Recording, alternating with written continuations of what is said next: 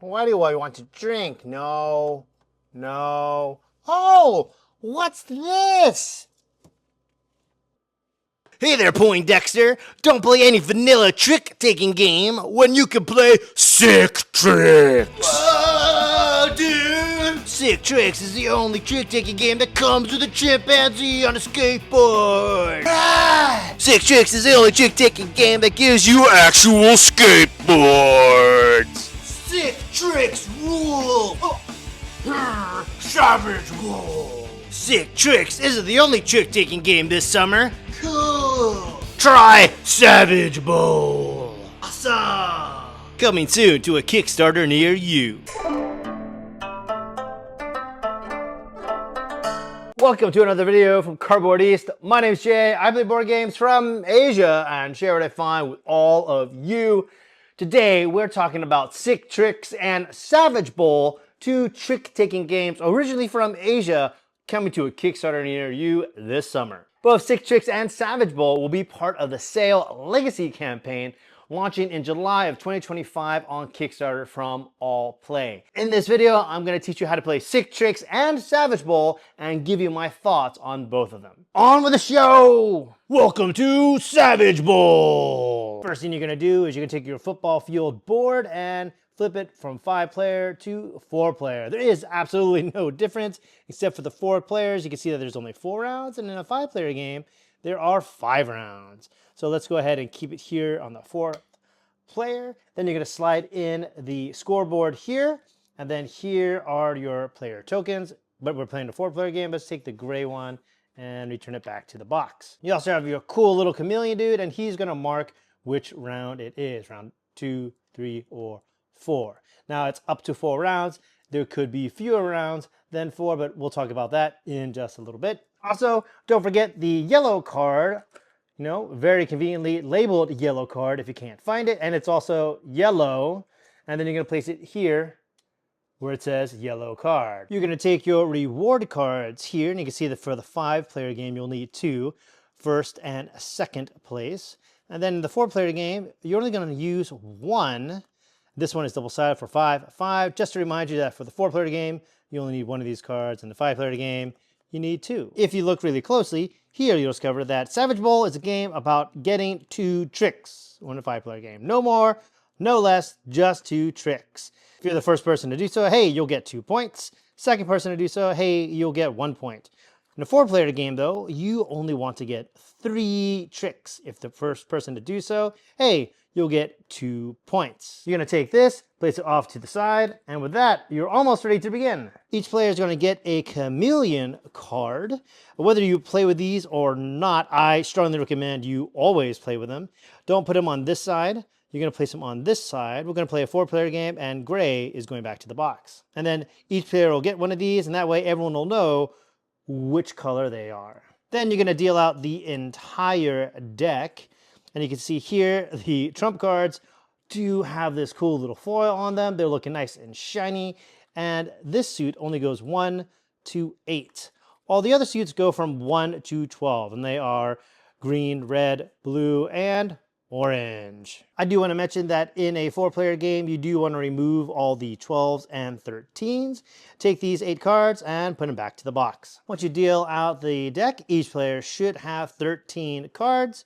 And you are ready to begin. If this were a 5-player game, then each player will only have 12 cards.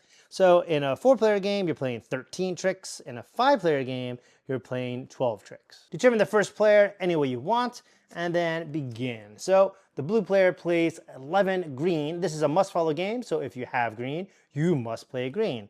Purple will play the green 6. The yellow player is going to play the green 7, and the red player, well, they don't have any green, so they can play anything they want. So the red player is going to play this. Now, this is a trump suit. It is the highest suit in the game. Now, even though 11 is a higher number, because the trump suit is the highest suit, it's always going to win. So red doesn't win the trick. It has the strongest card. Now, Savage Bowl is a game about 2 halves. There's half 1 and half 2. And they're going to be played slightly differently. In the first half, whoever played the strongest card isn't going to win the trick. It's the second strongest wins the trick. So in this case, blue is going to collect all the cards, and they will win one trick and place this face down in front of them. The red player, who played the strongest card, well, they're just too rough and mean, so the referee is going to give them this yellow card to add to their hand. So here you can see red's hand has no green, and they're going to get this giant yellow card added to their hand.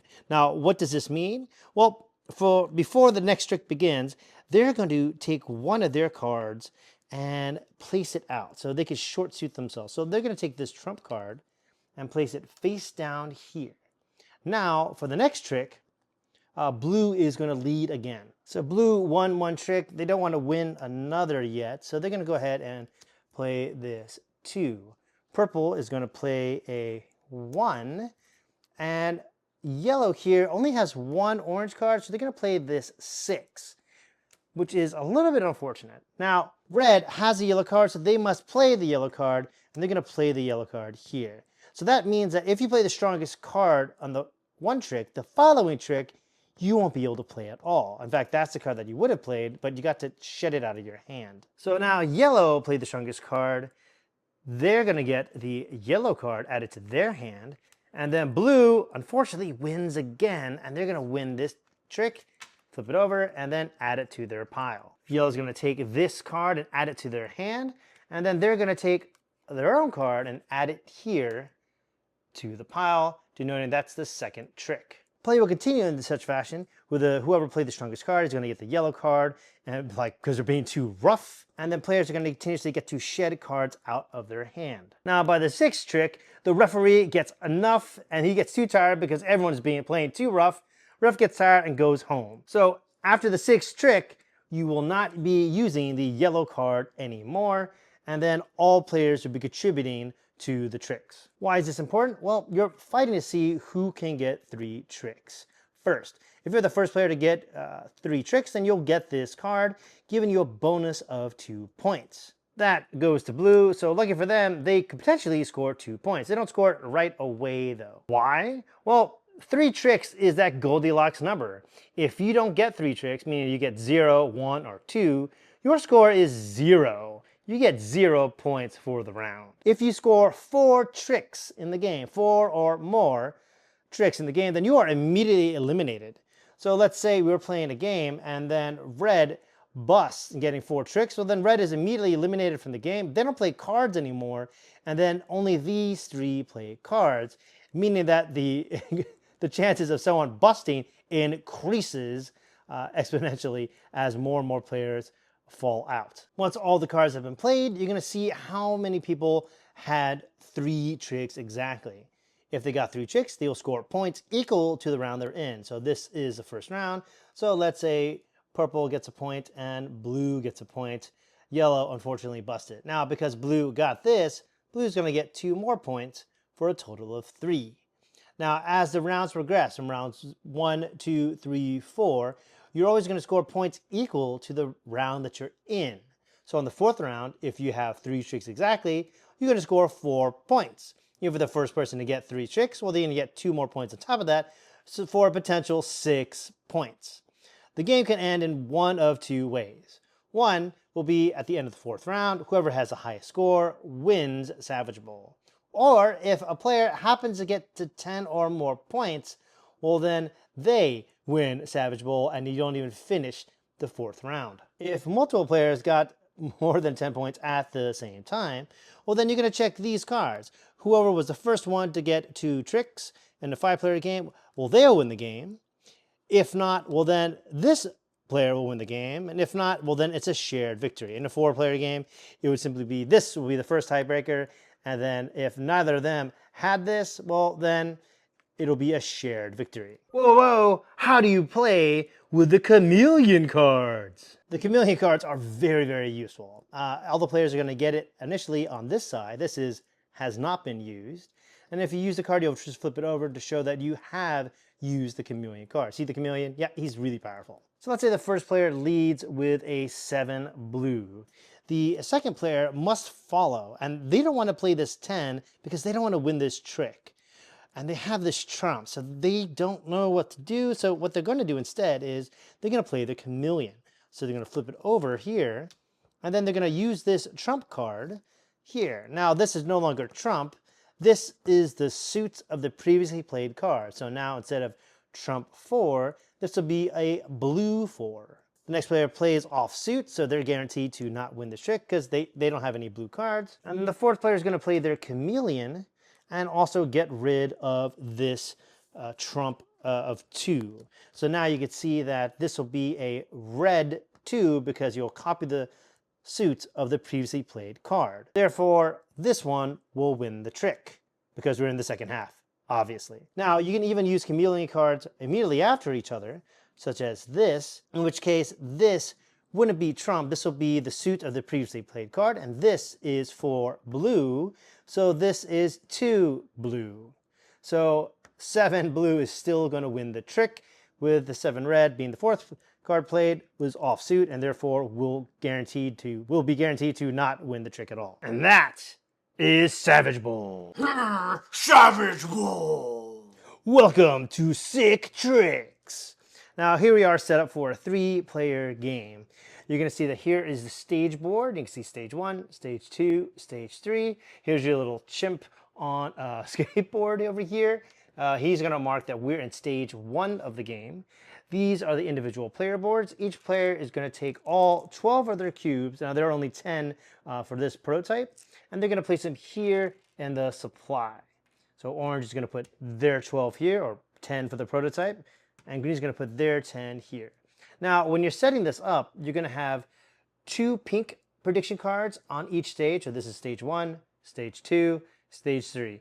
Each stage is going to get 2 random pink cards. Now, these pink prediction cards, there are quite a few, so it's going to be, there's a lot of replayability in this game. Now, for the blue cards, you're going to do 3 A's here and 3 B prediction cards here. Now, once they've been dealt out, you're going to flip them all over. And then now you're going to check all the cards. Because we are playing a 3-player game, we will not be playing with the skull suit, which is a shame because all these zombies look rad. So you're going to check all these cards here and see if any cards, such as this one, has a skull. Please note that there is a skull here and there's a skull here. This is a skull that matches the suit. This is a skull that doesn't. This is a nice reference to Skate or Die, which is an old 90s reference, and I'm sure you all remember that. Over here as well, you can see that this Prediction A card also has a skull, and because they have skulls, you're just going to replace them. As there are no skulls in the deck, so naturally there won't be any skulls here. Players will then look at their hand and see who owns the 5 aliens, and this will be the start player. So in this game, orange is going first. Orange is going to take a certain number of cubes and put them here in their bid area of their player board. So let's say orange wants to put 4, and green is going to put 6, and red's going to copy green and also put 6 cubes here. Then in player order, orange is going to take these 4 and put half, rounded down, and place them out here on the board on which prediction cards he thinks is going to come true. So maybe orange will put 1 here, and then orange will put 1 here. Then it'll go to green. Green's going to put half of their predictions out. So let's just keep it simple. And then red is going to take their 3 cubes and place them out here. What do these prediction cards look like? Well, let's take a look at one. Here you can see this that says least tricks amongst all players being tied counts. Now again, this is a prototype. That's why you have grammar inaccuracies like least tricks as opposed to fewest tricks, and the British English amongst. But hey, that's okay. Now, what do these prediction cards mean? Well, Sick Tricks is played over 12 cards, meaning that you're going to have a hand of 12 cards, and then you're going to play each of these. So you're going to play 12 tricks. Each hand is going to be divided into a stage. Each stage is going to be 4 cards. So the first 4 cards will be stage 1. The next 4 cards will be stage 2. And then the last 4 cards will be stage 3. The next thing you'll notice is that in each stage, there are 2 pink and 2 blue. Now, these pink predictions, you'll check to see after each and every trick if that has come true. If it does come true, then it's immediately triggered. The blue ones will take place at the end of the stage. So this will be after trick 1, 2, 3, or 4. And then after trick 4, you're going to check these two blue here. From tricks 5, 6, 7, and 8, you'll check to see if either of these have triggered. And then after trick 8, you're going to see if either of these two blue predictions have triggered. And here, during tricks 9 through 12, these two pink may trigger. And then after the 12th trick, you'll check these two final blue prediction cards and see if these have triggered. Stage 1, Stage 2, Stage 3. So what do these prediction cards look like? Well, red is predicting this one. Red is predicting that in the first 4 tricks, they will lead and lose. If they guess right, they get 1 point. If they guess wrong, well, they'll get -2 points. More on this later. Green here is seeing that they will win while following suit. And this could be tricks 1, 2, 3, or 4. And over here you can see red, they are predicting that by the end of the first stage, meaning tricks 1, 2, 3, and 4, they'll have only bananas and must have at least 1. But bananas is a suit. And you see here, red confidently placed this because they have the 12 of bananas, the highest banana in the game. The suits are bananas, lightning bolts, and planets and skulls for a 4-player game. Here you have aliens, you have gorillas, and then always trump are the purple Gundam/robot cards, which are sick. So orange is going to start. Orange can lead with anything. So orange is going to go ahead and start with this. Orange is going to play 12 purple right here in front of them. Green must follow. So if green has purple, they're going to follow. They might see this 11, and they're going to go ahead and play their 4, leaving the red player to follow, let's say, with this 5 here. Now this one, so this is going to stay face up, and instead of collecting the trick, the players are just going to turn their cards face down.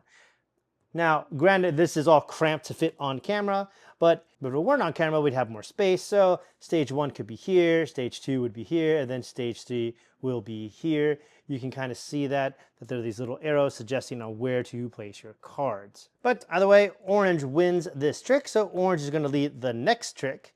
Now you're going to check these pink cards really quickly. Did red lead and lose? No. But they could still happen on tricks 2, 3, and 4. Did the green player win while following suit? No, but they could still trigger this on tricks 2, 3, and 4. So orange player leads again, and let's see, they're going to take the 1 alien and place that as their card for this trick. Green must follow. So green is going to look at all the cards here and say, you know what, maybe I can win this. I'm going to go ahead and gamble with the 10. Red sees this, and they're going to go ahead and play this 12 and go ahead and win this trick. Now, just as before, this will stay face up, this will turn face down, and this will turn face down. Now, something interesting happened. So look at this pink prediction card. This says lead and lose. Now, while red was there, and it didn't happen for red yet, it did happen to orange. So orange is going to check to see, do they have any cubes here in this bidding area? They do. So you're going to take this cube here and place it for the +1 point here. Now, conversely, if they didn't have any cubes here and that happened, well, they would take one of these cubes here and put it here for -2 points. So when you bid, you always want to be careful. So orange is going to get this +1 point here because they led and lost. Red is going to go ahead and check their hand. Now, red made a big mistake. They won with the aliens, and they made a prediction that they would only have bananas. So they're going to go for this one that says exactly 2 tricks. So they're going to go ahead and lead with bananas and place it here. So they lead with the 12 bananas. Orange must follow. So orange is going to do this nice little 2 here. Green must follow as well. They're going to save this 11 for a later day and maybe play this 7 right here. 12, 2, 7. Red wins again. Red will keep their card face up. Everyone else will keep their card face down. You'll check both of these tricks again. Well, did red lead and lose? No. Did green win while following suit? No. Did this happen? No. And well, you don't check these yet because you're not done with the stage. Now we're on to the last part of the stage. Red is going to lead and lose. So they're going to look at their hand. What's the lowest card? This 3 here. but they're going to keep this for something later. They're going to go ahead and lead with this 4 bananas. Orange must follow suit, so they are forced to play this 5. Green must follow suit, and then now green will go ahead and play this 11 and win this trick. 4, 5, 11. Green wins. Green's going to place this over here, and then everyone else will place their card face down. Now we're going to check these again. So did red lead and lose? Yes, it did. So this will slide down. Did green win while following suit? Yes, it did. So this will slide down to the +1. And then now we're at the end of the first stage. We're going to check these two. Only bananas. Well, that only works for green. Green does have a bidding cube here, so green's going to go here. Red failed this, so they're going to slide down here to the -2 points. And then this one has exactly 2 suits. Well, that only works for red, so red's going to take this and then slide it over here to +1. Now remember that if they didn't have any of the bidding cubes here, well then they would slide a cube into the -2 slots. But they do have bidding cubes, and that's why they slide it here. Now, we're on to the second stage. Green won the last trick, so green is going to go ahead and lead the next trick as well, and they're going to play through this as well. Now remember that the pink prediction cards can trigger at the end of any trick, and then these two are only going to trigger at the end of the stage. However, let's go ahead and take a quick peek at this one. This says like fewest tricks among all players. Well, this isn't just for tricks 5, 6, 7, and 8. This is for tricks 1 through 8. So these prediction cards are going to deal with all the tricks from the first 4 to the second set of 4. And then naturally, these 2 prediction cards aren't just going to be for tricks 9 through 12. These are going to be a total of all the tricks throughout the entire hand. Players will keep playing in this fashion until all the tricks have been played. Now you may be asking, Jay, why is there a chimpanzee on a skateboard? And I'm going to say because it's awesome. And 2, he's just going to skate down here, reminding players which stage they're currently on. Well, here we are at the end of the game, and then now we can count up red's points. That's 1, 2, 3, minus just 1, 2, 3. Now, because this is exactly empty here, you'll get a bonus of 2 points. So red has a total of 5 points. Let's go ahead and check orange. 1, 2, 3, 4, 5, 6. They have 6 points. Green will have 1, 2, 3, 4, 2, 1.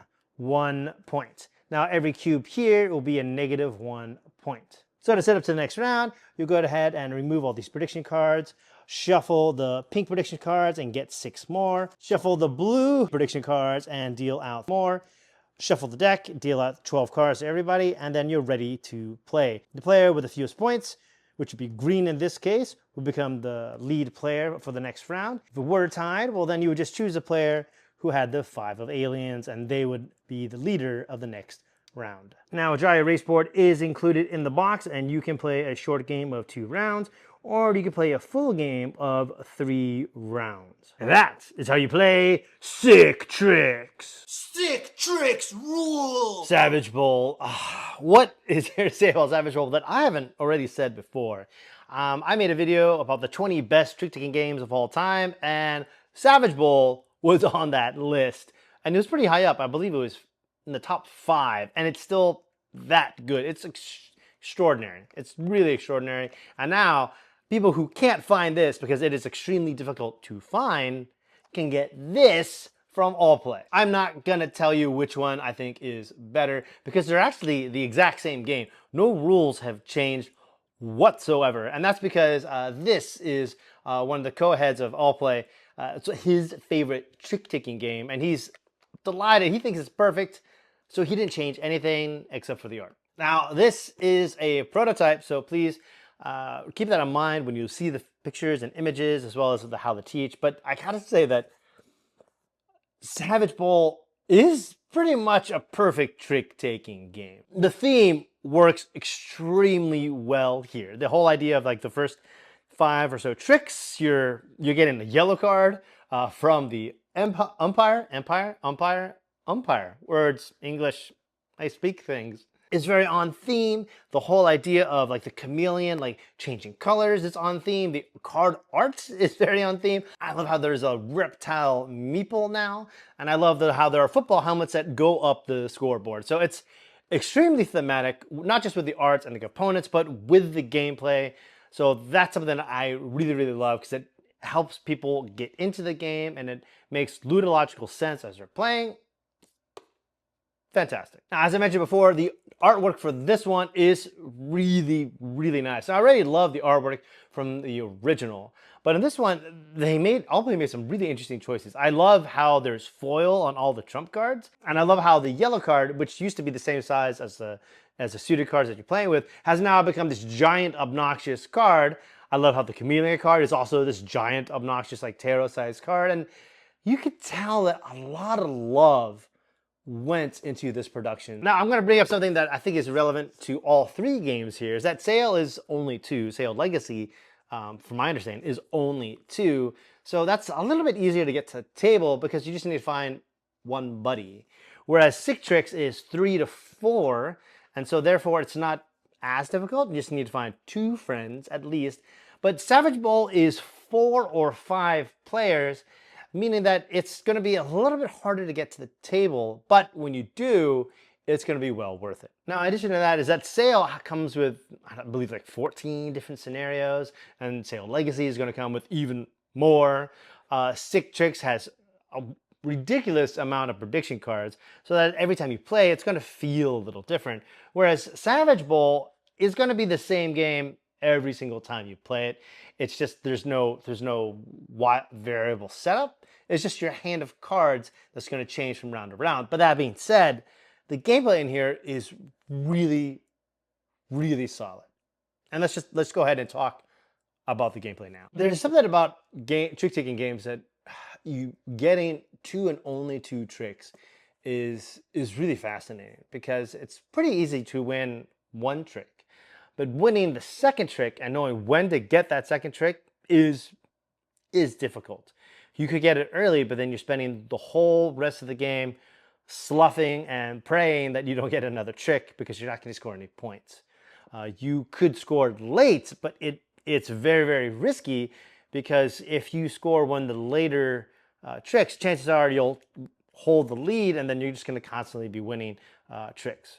So there are problems with that. Now, one of the fascinating things that Savage Bowl does that I haven't seen other trick takers do is that you can shed your hand as you play the game. Like winning a trick in the first 5 tricks is pretty interesting because as you're playing, you're getting rid of cards from your hand, meaning that it gives you more opportunities to short suit yourself. So if you get a lot of trump, which is pretty bad in this game, you can hide some trump early on from your hand. The only complaint that I have for Savage Bowl is that it's one of those games where you score points equal to what round it is. So maybe I played really well on round 1, 1 point. I played really well on round 2, 2 more points. And then all of a sudden, maybe I didn't score on the 3rd round, and then someone else who didn't score the whole game scores on the 4th round and they get 4 points. So because they won in a later round, they get more points than me. I don't know. That always makes me feel a little weird. Like maybe I played really well for the 2 of the rounds, but for the 4th round, they just did better than me. And so they have more points than me. That seems a little weird in my opinion. But Savage Bowl does something that I think most trick-taking games need to have, and is that there's a mercy rule, meaning that if you have so many points, the game just ends. You don't play all those rounds, and the game just ends. And I think there's a lot of trick-taking games that could really take advantage of this, that I really love, but sometimes the rounds are like, it's rounds equal to the number of players, and then you're playing lots of rounds, even though you know you're not going to win because Bubba over there got like gazillion points. Savage Bowl takes care of this. It's like you get 10, game's over, that's it. And I really, really love Savage Bowl for that. And I think more trick-taking games need to explore having a mercy rule. So tricks, I give 2 thumbs up because I think this is a really, Really, really fun game. Now, Sick Tricks was originally Extreme Tricks, released, I believe, last year, and was widely available as a print and play that you could just use to print out the objective cards, and with a regular deck of cards, you're off and playing the game. Now, Extreme Tricks did have a few different rules. It's definitely far more streamlined in Sick Tricks, and if I had to choose between the two, I'd probably play Sick Tricks 10 times out of 10. But let's start with the theme, and there really is no theme. This could have been any theme at all, but the skateboarding theme just works really well for this kind of idea, I guess. It's like, I'm gonna pull off these stunts and tricks, and did I pull them off? Yes, no. I mean, it could have been surfing. They leaned really heavily into the theme and the artwork, and so all the art looks fantastic. I think the sideboard looks really cool, that one continuous piece of art. I don't think it's really necessary. I think that some players do need help though with, like, we're playing the first 4 tricks, we're playing the second 4 tricks, we're playing the last 4 tricks, and so they need the chimp on the skateboard to kind of move down. So I get why the board exists, but it doesn't really need to be there. In fact, if I recall correctly, I don't think Extreme Tricks had a sideboard for you to keep count of which set of tricks we're on. Now, I do really want to push forth that I really love the art in this game. I really love the card art, especially. I love that there are Gundams. I love that the Gundams are always Trump. And I gotta say that of all the trick-taking games that have come from Allplay, I think that the Sick Trick card art is probably my favorite.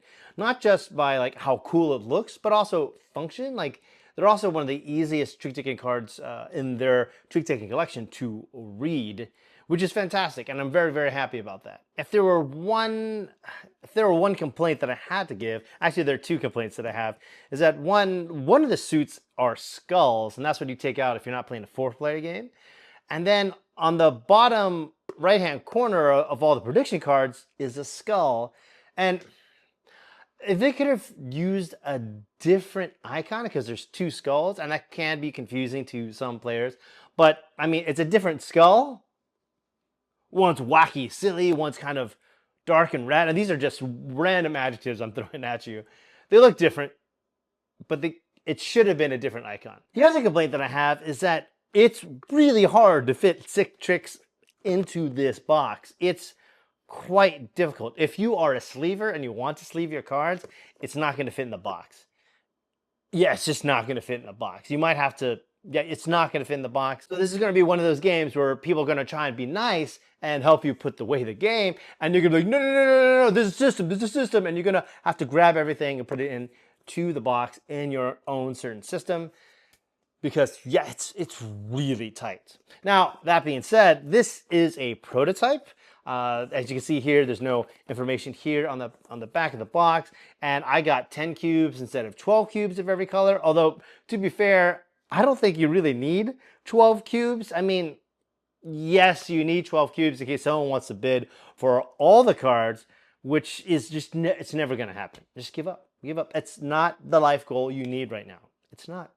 It's not going to happen. So you can have 10 of each cube and be totally fine. I've seen people win the game with only 4 or 6 cubes, not needing all 10. Now, that being said, there's a lot of replayability in this box, more so than a lot of other trick-taking games. And I think that's something that we really need to highlight about Sick Tricks, because it's all about those prediction cards. And there are a lot of prediction cards. And I'm really happy that for the round or the stage prediction cards, they've split them up between stage A and stage B, whereas stage A tend to be early game and stage B are late game. But in addition to all the prediction cards that you have and have all the wild setup you have, some of the cool variants that you could do make this game a lot of fun. Now, when I was first introduced to Extreme Tricks, I was taught wrong, and that was everyone makes their predictions all at the same time. Whereas this one, it does, I believe, player by player. And that's just another option that you could choose by just having everyone just kind of put out your bids however you want, like during setup and simultaneously. And it's a lot faster. And I think it kind of reduces the AP a little bit. So you could try that variant at home. Another variant that we've tried that I've really enjoyed is keeping the same prediction cards round after round after round.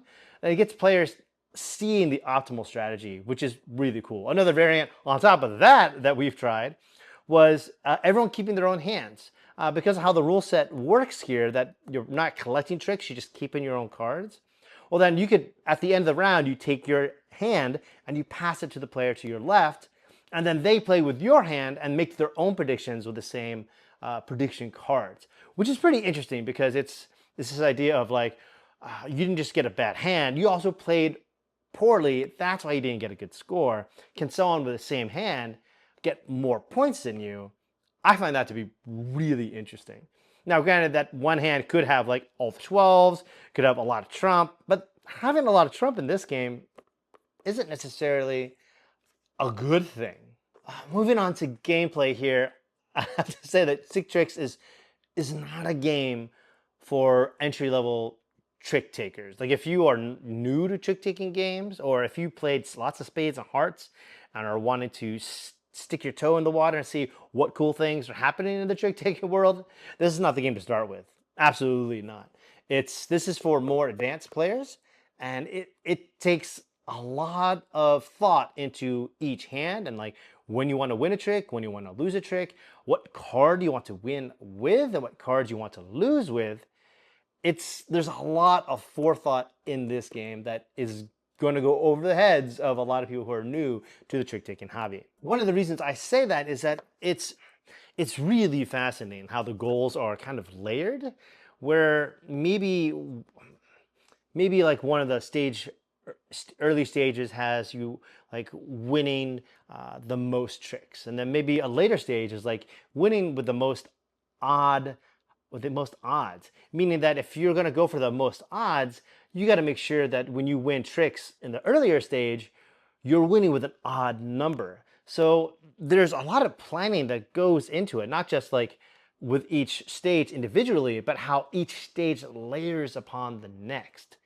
Because stage 2 refers to like those, like stage A and B refer to like the earlier stages.